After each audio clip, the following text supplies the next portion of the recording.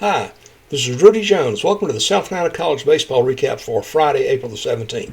This is part of the coverage of college baseball in the state of South Carolina that I provide at PalmettoStateBaseball.com. I get scores, schedules, updates, other news during the day. I also provide updates during the games under my X handle of Palmetto Base. There were 22 games involving state teams played on Friday. Let's take a look at what went on. Up in Charlottesville, Nate Savoy hit a pair of home runs, one of them a two-run shot, and Michael Sharman struck out 7 in 8 innings as Clemson beat Virginia 5-1 to even that ACC series at 1 game apiece. The Tigers are now 25-15 overall, 6-11 in the ACC. That was a much-needed win if they're going to try to start making a move in the ACC standings and improve their chances of getting NCAA at-large playoff bid. Number 9 Virginia fell to 27-13 and 11-9 with that loss. Also for the Tigers in that game, Bryce Clavon had a couple of hits, a walk, and an RBI. Again, big win for Clemson there. Down in Conway, number 7 Coastal Carolina fell behind 4-0 and then scored in its final 6 at-bats and beat Georgia State by a score of 15-7 in the Sun Belt Conference. The Chanticleers are now 27-10 overall, 14-2 in the Sun Belt. Got a nice lead in there. Georgia State fell to 19-20 and 7-9. For the Chanticleers, Walker Mitchell was 2 for 4 with a double. He was hit by a pitch and he drove in 4 runs. Down in Columbia, Mississippi State hit 4 home runs to account for all 5 of their runs, and the 17th ranked Bulldogs beat South Carolina 5-3 to snap a 6-game losing streak and win the opener of that SEC series. A 6-game SEC losing streak, by the way. The Bulldogs are now 28-10 overall, 8-8 in the SEC. Carolina fell to 19-20 and 5-11. Carolina's runs scored on a 3-run homer by Ethan Lozama. Carolina had the score down to 4-3 going to the 9th and gave up a solo homer to former USC Upstate player Noah Sullivan to give the Bulldogs an insurance run. Tomas Valencius, he was the brother of former Gamecock Vitas Valencius. He only played Carolina 1 year and then transferred out. He was the starting pitcher for the Bulldogs. He was struck out 11 in 6 and a third innings. Brandon Stone pitched decent, but he gave up 3 home runs to the Bulldogs, and that turned out to be the decisive point of the game. Elsewhere, Mark Quarry singled homer twice and drove in 6 runs, and Wofford run-ruled UNC Asheville by a score of 16-1 up at Greenwood Field.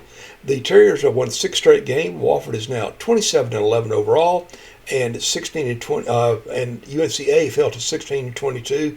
That was a non-conference game, of course. For the Terriers, Alec Bouchard had another great start. 5 innings pitched, allowed a run. He struck out 4. They didn't want to wear him out, so he only went 5 innings and left with a big lead. Also on Friday, the Citadel wiped out a 7-run deficit with a 8th-run 7th inning and went on to beat East Tennessee State 11-8 to open a SoCon series up in Johnson City. The Bulldogs are now 18-19 overall, 4-6 in the SoCon. East Tennessee State fell to 23-12 and 6-4. For the Bulldogs, T.J. Anderson was 4 for 5 with a double, 2 runs scored, and 2 RBI. Big series going on over at Rock Hill. Braden Gilly went 6 shutout innings and edged USC Upstate 3-1 to start a Big South Conference series at Founders Field.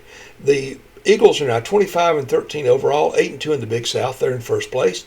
USC Upstate fell to 19-20 and 8-8. For Winthrop, Jalen Hernandez was 3 for 3 with a homer and a walk. Also in Big South Conference play, Terrell Williams struck out 7 in 7 innings, and Presbyterian topped Longwood 3-2 to win its third Big South game in the last 4 outings. The Blue Hose are now 9-30 overall, 5-8 in the Big South. Longwood fell to 21-17 and 6-7. For the Blue Hose, Cam Mallow was 2 for 4 with 2 RBI. Up in Williamsburg, Virginia, College of Charleston stretched its winning streak to 7 with 3 big innings against William and Mary to win that game by a score of 16-10. The Cougars fell behind early. They scored 7 runs, fell behind 9-7, scored 5 runs, then scored 4 runs later on in the game, and again they won that game. The Cougars have won 7 straight games. They're 18 and 19 in overall, 6 and 7, or excuse me, 9 and 7 in the CAA. William and Mary fell to 15 and 21 and 6 and 10. Peyton Frainer singled twice and homered to drive in 6 runs for the Cougars. And Reese Holbrook had another good game. He's having a good week for Charleston this week. He had a double homer and scored 2 runs. Down in Charleston, High Point took a high-scoring series opener from Charleston Southern by a score of 14-11 in the Big South Conference play. The Panthers are now 25 and 12, 10 and 3. They're chasing Winthrop. They're in second place right now in the Big South. And Charleston Southern fell to 21 and 15 and 6 and 7. In Conference Carolinas, Matty Brown and 3 relievers combined on a 12th strikeout shutout, and North Greenville extended its winning streak to 13 by beating Shawan by a score of 8-0. The Trailblazers now 38 and 7 overall, 24 and 4 in the Conference Carolinas. Shawan fell to 4 and 30 and 4 and 24. For North Greenville, Josh Fowkes hit a single, a homer, and drove in 2 runs. Also in Conference Carolinas, Ethan McAnally hit his 16th home run of the season, becoming Francis Marion's single-season home run leader, and added a single and 2 doubles to drive in 4 runs as the Patriots beat Erskine by a score of 19-15 in a slugfest down at Greer Field. Also in Conference Carolinas play, of course. The Patriots are now 36 and 8 overall. They've won 7th straight, and FMU is 23 and 5 in Conference Carolinas. Erskine fell to 23 and 21 and 17 and 11. Also for Francis Marion, Riley Orr was 4 for 5 with a double, a homer, a walk, 2 stolen bases, 2 runs scored, and 6 RBI. Elsewhere in Conference Carolinas, Barton scored 2 runs in the 8th and beat Southern Wesleyan by a score of 7-6 to win that series opener. The Bulldogs are 9 and 28 overall, 6 and 22 in the Conference Carolinas. Southern Wesleyan fell to 14 and 30 and 8 and 20. In the Peach Belt Conference, Brody Winter tripled and homer to drive in 7 runs, and Lander run-ruled USC Beaufort by a score of 20-1. The Bearcats are 25 and 18 overall, 18 and 10 in the conference. USC Beaufort fell to 13 and 29 and 4 and 21. Also for Lander, Jake Larson was the winning pitcher. He went 6 innings, did not allow an earned run, and he struck out 5. Elsewhere, Blake Martin and Evan Harding drove in 3 runs apiece, and USCA can club Georgia College 15-5 in Peach Belt play. The Pacers are now 32 and 12 overall, 18 and 7 in the conference. Georgia College fell to 17 and 24 and 10 and 15. For Aiken, Harding, as I mentioned, drove in 3 runs. He also was 2 for 4 with a double, a stolen base, and 2 walks. In another Peach Belt Conference game, 5 Claflin errors contributed to 600 runs, and Flagler took a 12-2 run rule victory in Game 1 of that series. 7 innings, it was 12-2. The Panthers fell to 4 and 31 overall, 1 and 24 in the conference. Flagler is now 28 and 14 and 5 and 10. In the South Atlantic Conference, first place Catawba took the series opener at Newberry by a score of 8-5. Both teams scored 3 runs in the first inning.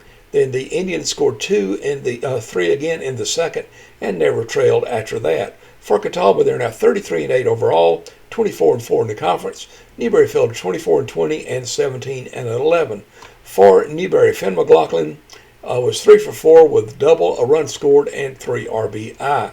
In another South Atlantic Conference game, Carson Newman scored an unearned run in the 8th inning to take the lead and wound up holding on to beat Coker by a score of 5-4. The Eagles are 25 and 17 overall, 14 and 14 in the conference. Coker fell to 12 and 30 and 9 and 19. A strange game over in Anderson. The Trojans took a 4-0 lead into the top of the 9th inning. Caleb Owens had 2 hits, no walks, 10 strikeouts, and only went 1 batter over the minimum through 8 innings. But then the Trojans bullpen could not hold the lead. Virginia Wise scored 5 runs in the 9th to take the lead. Anderson got a run to the bottom of the inning to force extra innings. Then he went all the way to the 16th before the Cavaliers scored 3 runs and held on to win by the score of 8-6. For Virginia Wise, they are now 11 and 31 overall, 6 and 22 in the conference. Anderson fell to 20 and 23 and 8 and 20. Elsewhere, Jerry and Pinckney had 3 hits and stole a couple of bases, and Spartanburg Methodist won at Union Commonwealth by a score of 9-5. The Pioneers are now 20-21 overall, 12-10 in the Appalachian Athletic Conference. Union Commonwealth fell to 6-31 and 3-21. As a note, Hayden Lake, son of USCA assistant coach Stuart Lake, hit a 2-run homer in a pinch hit roll for the Pioneers in the 8th inning of the game. Voorhees completed a conference sweep of Oakwood with a 15-6 win down in Huntsville, Alabama. The Tigers are now 10-21 overall, 9-10 in the conference. Oakwood fell to 3-30 and 1-19. Darius Keaton was 3 for 5 with 2 runs scored and 5 stolen bases. Speaking of stolen bases, the Tigers stole 50 bases in the 3-run series, 16, 16, and 18. Also for Voorhees today, Jaden Gaudette had a single, a homer, and drove in 3 runs. Again, nice win for the Tigers in conference play. Also, Bob Jones reached 12 wins in a season for just the second time in school history, and they held off Toccoa Falls 14-13 in a rivalry game down in Toccoa. The Bruins are now 12-22 overall. Toccoa Falls fell to 23-19-1. Jacob Highsmith scored single twice and homer to drive in 4 runs for Bob Jones. Also for the Bruins, Evan Johnson was 4 for 6 with 2 runs scored and 2 RBI. As I mentioned, the second most wins in school history.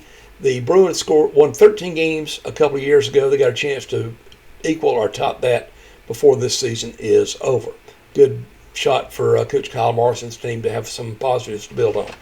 Also, Denton Campbell struck out 10 in 5 1/3 innings of relief, and Columbia International beat Carolina University by a score of 6-3 down in Columbia at Miller Field.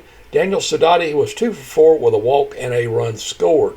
That's it as far as state games. Outside the state, number 3 North Carolina beat number 2 Georgia Tech 5-2 to open a big series up in Chapel Hill. Number 8 Florida State blanked Notre Dame 11-0. Number 24 Boston College stole 11 bases, including an NCAA record-tying 8 in 1 inning to pound Duke by a score of 11-1. Wake Forest pummeled NC State 22-1. Virginia Tech took care of Pitt 11-6.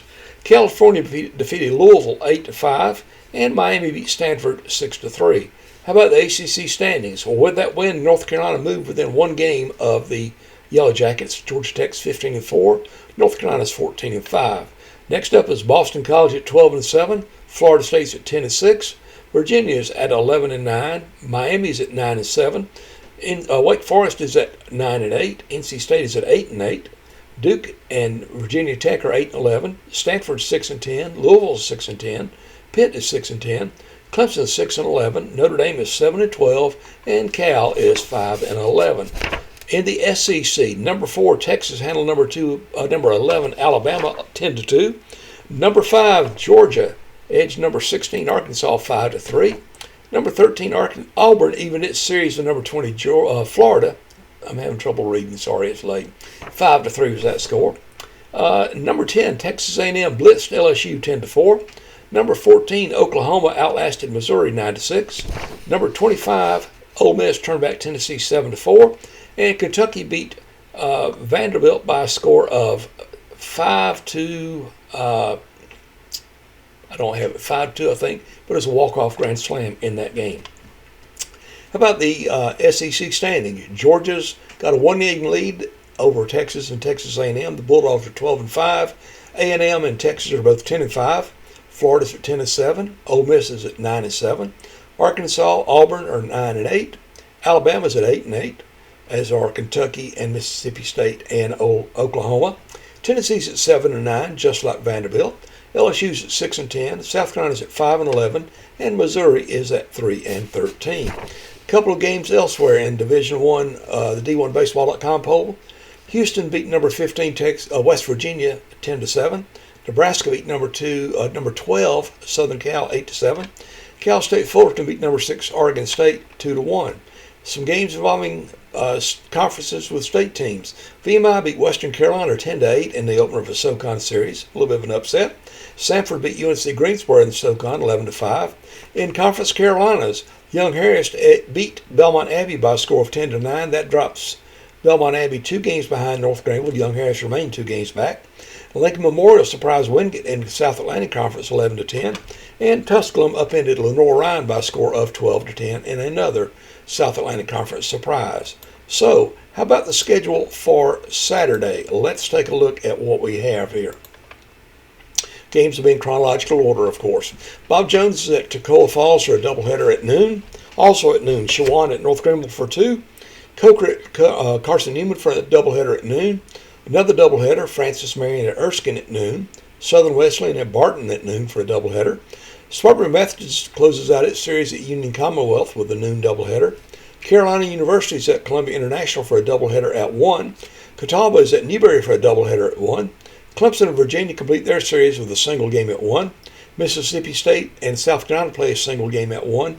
Tuskegee and Benedict play a doubleheader beginning at 1. USC Salkehatchie is at Region 10 leader Gaston College for a doubleheader at 1 o'clock.